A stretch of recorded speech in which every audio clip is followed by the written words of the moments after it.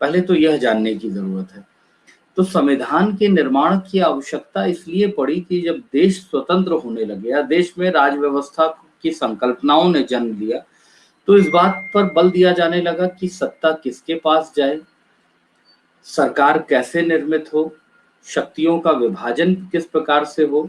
लोकतांत्रिक दृष्टिकोण से अगर प्रयास किया जा रहा है तो उन लोकतांत्रिक दृष्टिकोणों से किस प्रकार से लोक कल्याणकारी व्यवहारों को संपन्न किया जाए, समानता और न्याय की संकल्पना कैसे स्थापित की जाए। ये वे महत्वपूर्ण पक्ष थे जिनके आधार पर हमारे देश में संवैधानिक व्यवस्थाओं को स्थापित करने के लिए विचार स्थापित किए गए। और वैश्विक स्तर पर हम जानते हैं कि उस प्रक्रम में निरंतर संविधानों का निर्माण होता रहा। अब जब हम बात करते हैं संविधान की, तो संविधान के प्रारूप कितने स्वीकार किए जाते हैं, तो सामान्यतया संविधान के दो प्रारूप स्वीकार किए जाते हैं। पहला प्रारूप तो उनके स्वरूप के आधार पर है, और दूसरा प्रारूप जो है वो उनके लिखित और अलिखित स्वरूप के आधार पर है। अर्थात दो प्रकार से संविधान विभाजित किया जाता है। पहला विभाजन जो है वो लिखित संविधान और अलिखित संविधान का विभाजन है। लिखित संविधान वह संविधान होता है जिसको लिखित रूप में प्रस्तुत किया जाए, जहां नियमों, सिद्धांतों, प्रचलित अभिसमयों उनका संकलन किया जाता हो, तो वह एक लिखित संविधान होता है। दूसरा लिखित संविधान की बात की जाए तो अमेरिका हो गया, भारत हो गया, फ्रांस हो गया, ये वे राष्ट्र हैं जो लिखित संविधान के स्वरूप को स्वीकार करते हैं। दूसरा स्वरूप अलिखित संविधान का है, अर्थात ऐसे राष्ट्र जहां पर प्रचलित परंपराओं, प्रथाओं और अभिसमयों को ही संविधान का दर्जा दे दिया जाता है, उन्हें हम अलिखित संविधान के रूप में स्वीकार करते हैं। और अलिखित संविधान का प्रारूप स्थापित करता है ब्रिटेन। अब जब हम बात करते हैं दूसरे प्रारूप की, तो वह भी इसी से जुड़ा हुआ है, कठोर संविधान और लचीला संविधान। ये दूसरा प्रारूप है उसका। कठोर संविधान का मतलब संविधान का वह प्रारूप जिसमें आसानी से परिवर्तन नहीं किया जा सकता है, तो उसे कठोर संविधान कहा जाता है। इसका बेस्ट एग्जाम्पल जो माना जाता है वो अमेरिका का संविधान माना जाता है। सबसे छोटे संविधान की श्रेणी में है, कुछ 9-10 पेज का संविधान है, और उसमें आसानी से किसी भी पक्ष में संशोधन नहीं किया जा सकता है। वहीं लचीला संविधान वे संविधान के प्रारूप जिनको आसानी से परिवर्तित किया जा सकता है, तो वह लचीले संविधान के रूप में आते हैं। जैसे ब्रिटेन का संविधान वह लचीला संविधान माना जाता है। भारत के संदर्भ में जब हम बात करते हैं तो भारत का संविधान कठोर और लचीले का एक उचित सम्मिश्रण। उचित सम्मिश्रण से तात्पर्य क्या है? ऐसे स्थान जहां पर वस्तुतः संशोधन बहुत आसानी से हो सकते हैं, तो आपके यहाँ संशोधन 3 प्रकार से होते हैं। एक तो साधारण बहुमत, दूसरा विशेष बहुमत जिसे आप 2/3 बहुमत कहते हैं, और तीसरा कहा जाता है विशेष बहुमत और आधे से अधिक राज्यों के अनुसमर्थन से स्थापित होने वाला। मतलब 2/3 बहुमत और आधे से अधिक राज्यों का समर्थन से संशोधन। जैसे अभी आपने जीएसटी बिल का संशोधन किया और उसे अधिनियम का दर्जा प्रदान किया। तो भारतीय संविधान कठोर और लचीलेपन का एक उचित सम्मिश्रण स्थापित करता है। इस स्वरूप में भारतीय संविधान को स्वीकार किया जाता है। तो ये हमने जो बात की वो संविधान पर बात की, संविधान क्यों आवश्यक था और संविधान का स्वरूप क्या है, ये मैंने आपको यहाँ पर बताया है।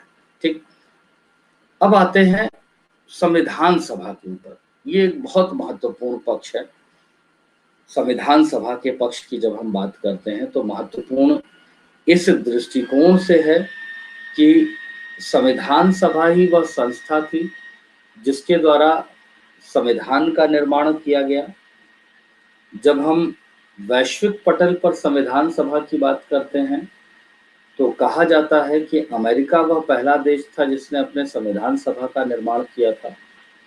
उसके बाद फ्रांस को भी दर्जा प्रदान किया जाता है। आपको पता है फ्रांस का पहला संविधान 1792 में बना था, और एक टेनिस कोर्ट की घटना हुई थी फ्रांसीसी क्रांति के उपक्रम में, जिसे फ्रांसीसी अपने संविधान सभा का दर्जा प्रदान करते हैं, क्योंकि उन्होंने ही संविधान बनाने में महत्वपूर्ण भूमिका निभाई थी। तो भारत के संदर्भ में जब हम बात करते हैं, तो भारत के संविधान की मांग की बात तो बहुत पहले से चली आ रही थी, जहां सबसे पहला पक्ष स्थापित करने वाले बाल गंगाधर तिलक थे, जिन्होंने 1895 में स्वराज विधेयक के माध्यम से भारतीयों के द्वारा संविधान निर्माण की बात को प्रस्तुत किया था। लेकिन उसके बाद आपको पता है कि 1922 में महात्मा गांधी ने कहा था कि कभी भी भारतीयों का संविधान, भारतीय संविधान बने तो उसे भारतीयों की इच्छा के अनुरूप बनाया जाना चाहिए। लेकिन जब हम संविधान सभा की बात करते हैं, ये महत्वपूर्ण पक्ष है जिसे आपको जानना चाहिए। तो आपने पढ़ा है कि 1927 में मानवेंद्र नाथ राय, एमएन रॉय, वो पहले व्यक्ति थे जिन्होंने प्रत्यक्ष रूप में भारतीयों द्वारा संविधान बनाने की बात की थी। और यह मांग ही प्रस्तुत नहीं की थी उन्होंने, बल्कि इंडियन पैट्रियट नामक समाचार पत्र में उन्होंने सबसे पहली बार संविधान सभा की वकालत की थी। उन्होंने 1927 में इंडियन पैट्रियट के माध्यम से इस बात को प्रस्तुत किया था कि भारतीयों के द्वारा संविधान सभा का निर्माण करके उस देश के संविधान का निर्माण किया जाना चाहिए। तो इस दिशा में पहला प्रयास जो किया था मानवेंद्र नाथ राय ने किया था। देश के पहले साम्यवादी के रूप में एमएन रॉय को आप जानते हैं। इसके बाद अखिल भारतीय कांग्रेस की भूमिका महत्वपूर्ण थी। अखिल भारतीय कांग्रेस ने 1934 में संविधान सभा की मांग उठाई थी। उसके बाद 1935 के फैजपुर अधिवेशन में भी उन्होंने इस बात को प्रस्तुत किया था कि भारतीय संविधान सभा का गठन होना चाहिए ताकि संविधान का निर्माण हो सके। उसके पश्चात उन्होंने 1939 में भी एक समिति का गठन करके संविधान सभा की मांग की थी। और आप जानते हैं कि अंग्रेजों के द्वारा द्वितीय विश्व युद्ध की पृष्ठभूमि में 1940 में अगस्त प्रस्ताव के अंतर्गत पहली बार संविधान सभा के गठन की बात को कहा था। और इसी की पुनरावृत्ति क्रिप्स प्रस्ताव में हुई। और क्रिप्स प्रस्ताव के पश्चात अंतिम रूप में 1946 के कैबिनेट मिशन में यह मान लिया गया कि भारतीयों के द्वारा स्वयं में से संविधान सभा का गठन किया जाएगा और यह संविधान सभा भारतीयों के लिए संविधान का निर्माण करेगी। इस प्रकार भारत में संविधान सभा के गठन की बात को स्वीकार किया गया। अब यहाँ पर पक्ष स्थापित होता है कि यह संविधान सभा कैसे गठित होगी। इसी से मेंस के प्रश्न जुड़े हुए हैं। पहले इसका घटनाक्रम जान लीजिए, फिर मेंस के प्रश्नों को हम उठाएंगे और उसको आपको बताएंगे कि कैसे कैसे प्रश्न यहाँ पर बनते हैं। क्योंकि जब तक ये कंटेंट आप नहीं जानेंगे तब तक मेंस के उन पक्षों को भी आप जानने में सक्षम नहीं होंगे। तो जब कैबिनेट मिशन के द्वारा देश में संविधान सभा के गठन की बात कही गई तो प्रश्न उठा कि संविधान सभा कैसे बनाई जाए। चूंकि 1935 के अधिनियम में भारत को संघ के रूप में स्थापित किया गया था और उस संघ में ब्रिटिश भारत के साथ साथ देसी रियासतों को भी शामिल किया गया था। अतः संविधान सभा के गठन के स्तर पर अंशतः निर्वाचित और अंशतः नामित सदस्यों की बात को स्वीकार किया गया। जहां अंशतः निर्वाचित सदस्यों की बात की जाए तो ब्रिटिश भारत में जो प्रांतों में विधान मंडल थे उनसे सदस्यों को चुने जाने की बात को स्वीकार किया गया। जहां टोटल संविधान सभा में सदस्यों की संख्या 389 स्वीकार की गई थी। इसमें 292 सदस्य ब्रिटिश भारत से चुने जाने थे जो विधानमंडल से, मतलब आप कह सकते हैं इसको वयस्क मताधिकार से नहीं चुना जाना था, बल्कि इसको चुना जाना था आनुपातिक प्रतिनिधित्व की एकल संक्रमणी मत पद्धति से।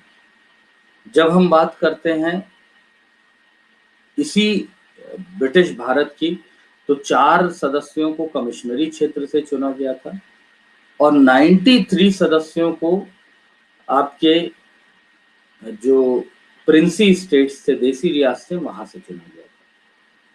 अब प्रश्न यहाँ पर उठता है कि देसी रियासतों से कैसे चुना जाए। तो चूंकि जो देसी रियासतें थी वहां विधानसभाएं थी नहीं, और विधानसभाएं नहीं थी तो वहां से सदस्यों का जो चुनाव होता वो कहीं ना कहीं राजा के द्वारा नामित होते, और इसका कांग्रेस आदि जो राजनीतिक दल थे उन्होंने खुल करके विरोध किया। उन्होंने कहा कि नहीं, ये लोकतांत्रिक तरीका नहीं होगा। अब उस पर सहमति कैसे बनती? तो सहमति बनाने के लिए उसमें यह कहा गया कि एक समझौता समिति बने जिसमें विविध राजनीतिक दल के सदस्य भी हों, और उसमें जो प्रिंसी स्टेट्स के सदस्य हैं वह भी इसमें शामिल हों, और उनसे आम सहमति से सदस्य का वहां पर नामित करके चयन किया जाएगा। तो इस प्रकार से वहां पर सदस्यों की व्यवस्था स्थापित हुई। माना गया कि 10 लाख पर एक सदस्यों का निर्वाचन किया गया था। ब्रिटिश प्रांतों में इस संवैधानिक सभा में चुने जाने वाले स्थानों को मुस्लिम, सिख और सामान्य, इन 3 वर्गों में जोड़ा गया था, और जो देसी रियासतें थी वहां से नामित सदस्यों को यहाँ पर भेजा गया था। इस प्रकार से 389 सदस्यीय संविधान सभा का गठन सुनिश्चित किया गया। अब यहाँ पर इंपॉर्टेंट यह है कि यह संविधान सभा का गठन तो कर दिया गया, लेकिन चुनौती उसके स्तर पर जरूर विद्यमान थी। उसका कारण यह था कि इस संविधान सभा के गठन के बाद भारत के विभाजन का प्रक्रम स्वीकार किया गया था, और विभाजन के प्रक्रम के पश्चात आप जानते हैं कि 3 जून को माउंटबेटन योजना के माध्यम से विभाजन का प्रारूप प्रस्तुत किया गया, और विभाजन के प्रारूप पर दोनों ही जो मुस्लिम लीग और कांग्रेस के सदस्य थे वो सहमत हो गए, जिसके पश्चात इस जो संविधान सभा था इसका विभाजन किया गया, और विभाजन के पश्चात 299 सदस्यीय भारतीय संविधान सभा का गठन हुआ, अर्थात 389 सदस्यीय जो संविधान सभा थी वह खंडित होकर 299 सदस्यों में परिवर्तित हो गई। और ऐसी अवस्था में इसमें 229 मेंबर्स जो थे वो प्रांतों से चुने गए थे, और 70 सदस्यों को जो है वो देसी रियासतों से लिया गया था। अगर हम उसके पहले जाएं तो जो स्वरूप प्रारंभिक संविधान सभा का था उसने अपना कार्य करना प्रारंभ कर दिया था, लेकिन इस संविधान सभा की जब हम बात करते हैं तो संविधान सभा के 3 पक्ष स्वीकार किए जाते हैं। 3 पक्ष कैसे स्वीकार किए जाते हैं? तो आपको पता है कि संविधान सभा का गठन जो था वो 6 दिसंबर 1946 को हो गया। बेसिकली जून जुलाई 1946 को इनका निर्वाचन संपन्न हुआ था, और 20 नवंबर 1946 को संविधान सभा के गठन की घोषणा कर दी गई थी, और 9 दिसंबर को पहली बैठक संपन्न की गई थी संविधान सभा की। ठीक है, आप सभी लोगों को आवाज आ रही है? एक बार आप मैसेज टाइप कर देंगे तो मुझे लगेगा कि चीजें व्यवस्थित चल रही हैं। अगर कोई दिक्कत हो तो आप उसमें मेंशन कर दें। अच्छा, डेट रिपीट कर दूं मैं। जून जुलाई 1946 को संविधान सभा के सदस्यों, चलिए thank you, clear sir, clear है, ओके चलिए ठीक सर, व्यवस्थित ठीक है, ठीक थैंक यू, क्लियर है सर, थैंक यू। चलिए आगे बढ़े हम लोग। हाँ, आपने कहा रिपीट कर दें, तो जून जुलाई 1946 में संविधान सभा के निर्वाचन का प्रक्रम प्रारंभ किया गया। 20 नवंबर 1946 को संविधान सभा के गठन की घोषणा की गई, और 9 दिसंबर 1946 को संविधान सभा की पहली बैठक आयोजित की गई थी। यह संयुक्त संविधान सभा की बात की जा रही है। इसमें एक इंटरेस्टिंग फैक्ट आपको बता देता हूं, तो आपको थोड़ा सा जान करके भी अच्छा लगेगा। डॉक्टर भीमराव अंबेडकर, जो कि प्रारंभिक समय में जो अनुसूचित जाति फेडरेशन, जो उनका राजनीतिक दल था, उससे बंगाल से चुन के आए थे। हालांकि वो महाराष्ट्र से थे, बंगाल से चुन करके आए थे। और यह संयुक्त संविधान सभा में बंगाल से चुने गए थे। लेकिन जब देश का विभाजन हुआ और संविधान सभा विभाजित हुई, तो चूंकि बंगाल दो भाग में विभाजित हो गया था, वो बांग्लादेश वाले बंगाल क्षेत्र से चुने गए थे, इसलिए उनका जो संविधान सभा में शामिल होने का प्रक्रम था उसे स्वीकार नहीं किया गया। और यही कारण था कि जो 1900 विभाजन के बाद गठित हुई संविधान सभा थी, उसमें उनको वस्तुतः कांग्रेस के प्रतिनिधि के रूप में मुंबई से चुन करके स्थापित किया गया था। तो ये एक नवीन तथ्य था, क्योंकि आप जानते हैं बंगाल से चुन के आए थे, लेकिन यह नहीं जानते हैं कि बाद में उन्हें मुंबई से कांग्रेस के टिकट पर चुन करके स्थापित किया गया।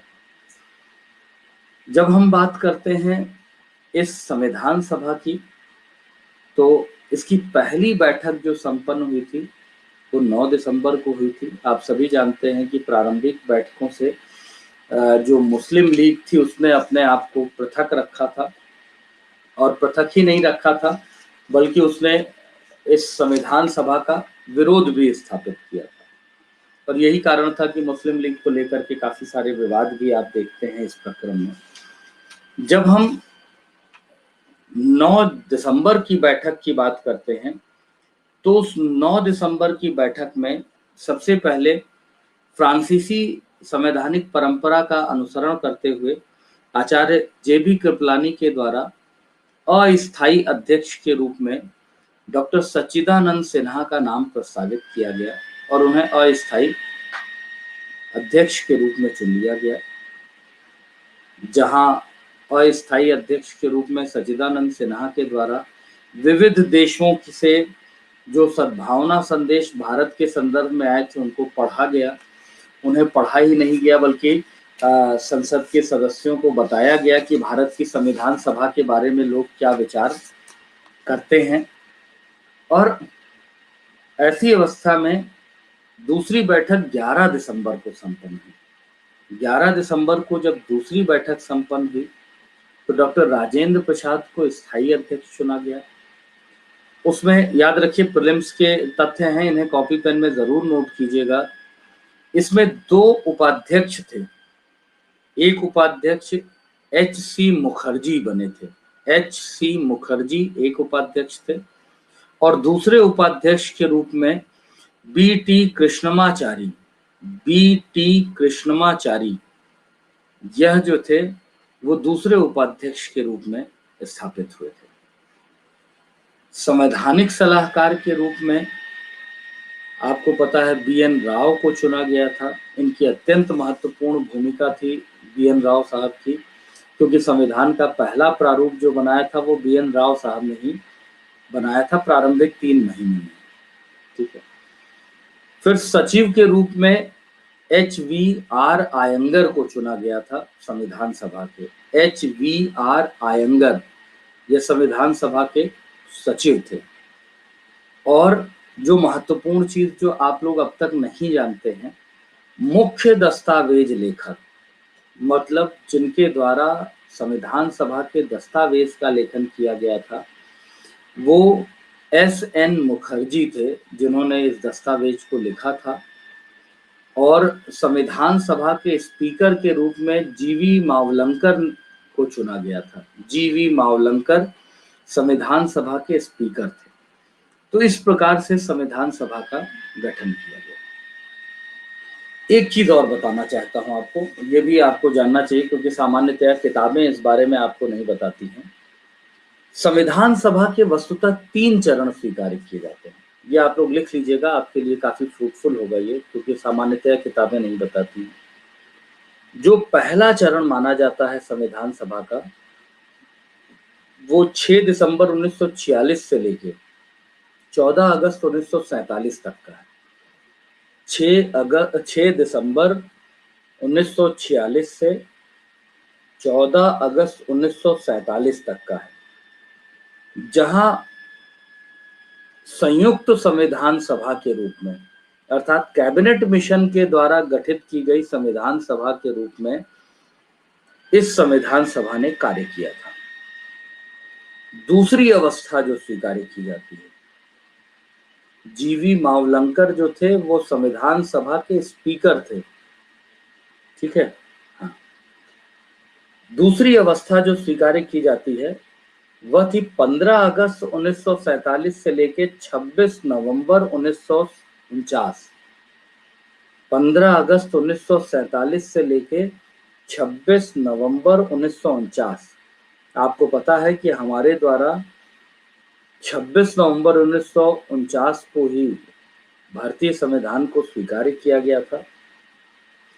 इस समय तक यह संविधान भारतीय संविधान सभा के रूप में इसने कार्य किया था, जहां संप्रभु संस्था के साथ साथ यह तात्कालिक संसद की भूमिका निभा रही थी, यह जो संविधान सभा थी। और इसका तीसरा चरण जो स्वीकार किया था, याद रखिए अब तक मैंने आपको बताया नहीं, आज आपको बता रहा हूं। इसका जो तीसरा चरण स्वीकार किया जाता है संविधान सभा का, वह माना जाता है 27 नवंबर 1949 से लेकर के मार्च 1952 तक। यहां संविधान सभा तात्कालिक संसद या अंतरिम संसद के रूप में विद्यमान रही थी। अर्थात कहने का मतलब है, इस दौरान 1952 में पहली बार निर्वाचन संपन्न कराया गया था और तब तक यह जो संविधान सभा थी, यह तात्कालिक या अंतरिम संसद के रूप में अपनी भूमिका निभा रही थी, ठीक। इस तरीके से संविधान सभा के 3 चरण को स्वीकार किया जाता है, ठीक। अब आते हैं हम थोड़े संविधान सभा के उन्हीं पक्षों को दोहराते हैं। जो प्रारंभिक चरण में संविधान सभा संयुक्त रूप में बनी थी, उस संविधान सभा में 163 सदस्य हिंदू वर्ग से संबंधित थे, लगभग 80 सदस्य मुस्लिम वर्ग से संबंधित थे, अनुसूचित जाति के 31 सदस्य थे, पिछड़ी जातियों से 6 सदस्य थे, भारतीय ईसाई 6 थे और 4 सिख थे। आपको पता है कि स्वतंत्र भारत की संविधान सभा में 15 महिलाओं की भूमिका थी, अर्थात उसमें 15 महिलाएं जो थी वह हमारी संविधान सभा में शामिल थी। जब हम इस संविधान सभा की बात कर रहे हैं तो कांग्रेस को 389 सदस्यों में 208 स्थानों पर, मतलब 208 स्थानों पर उन्हें विजय हासिल हुई थी और 73 स्थानों पर जो थी वो मुस्लिम लीग को सफलता प्राप्त हुई थी। इस प्रकार से संविधान सभा का गठन हुआ था। हालांकि स्वतंत्र भारत की संविधान सभा की जब हम बात करते हैं तो स्वतंत्र भारत की संविधान सभा में 55 मतलब जो 229 प्रांतों से जो सदस्य चुने जा रहे थे, उसमें सबसे ज्यादा 55 स्थानों पर संयुक्त प्रांत अर्थात वर्तमान उत्तर प्रदेश से लोग चुन करके आए थे। दूसरा स्थान मद्रास का था, 49 लोग थे, और तीसरा स्थान बिहार का था जहां से 36 लोग आए थे। वहीं देसी रियासतों में सबसे ज्यादा सदस्य मैसूर राज्य से थे, 7 सदस्य, और दूसरे स्थान पर त्रावणकोर रियासत थी जहां से 6 सदस्य आए थे। हालांकि हैदराबाद जो देश की सबसे बड़ी रियासत थी वह इसमें शामिल नहीं हुई थी। इसमें प्रिंसी स्टेट्स में भोपाल रियासत से भी 1 सदस्य शामिल हुए थे, 1 सदस्य इंदौर से होलकर की तरफ से शामिल हुए थे, तो अगर आप देखेंगे, और 2 सदस्य रीवा से शामिल हुए थे।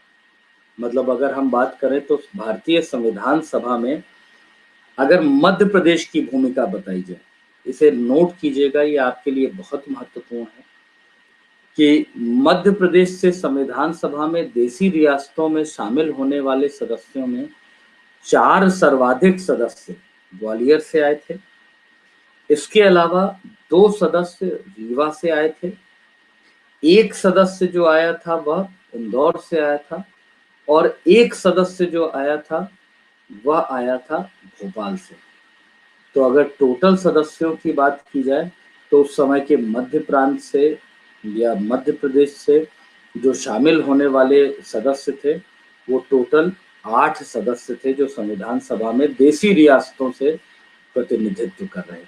उम्मीद करेंगे आप लोगों ने लिख लिया होगा। अब आप हम आते हैं संविधान सभा के निर्माण प्रक्रम पर, हम थोड़ी सी चर्चा करते हैं। अगर हम बात करें संविधान सभा में तो एक संविधान सभा के प्रारूप में एक बहुत महत्वपूर्ण भूमिका निभाई थी पंडित जवाहरलाल नेहरू के द्वारा प्रस्तुत किए गए उद्देश्य प्रस्ताव, जिसे आप ऑब्जेक्टिव प्रपोजल कहते हैं। अगर आपको पता हो तो 13 दिसंबर 1946 को पंडित जवाहरलाल नेहरू के द्वारा एक उद्देश्य प्रस्ताव संविधान सभा के समक्ष प्रस्तुत किया गया था।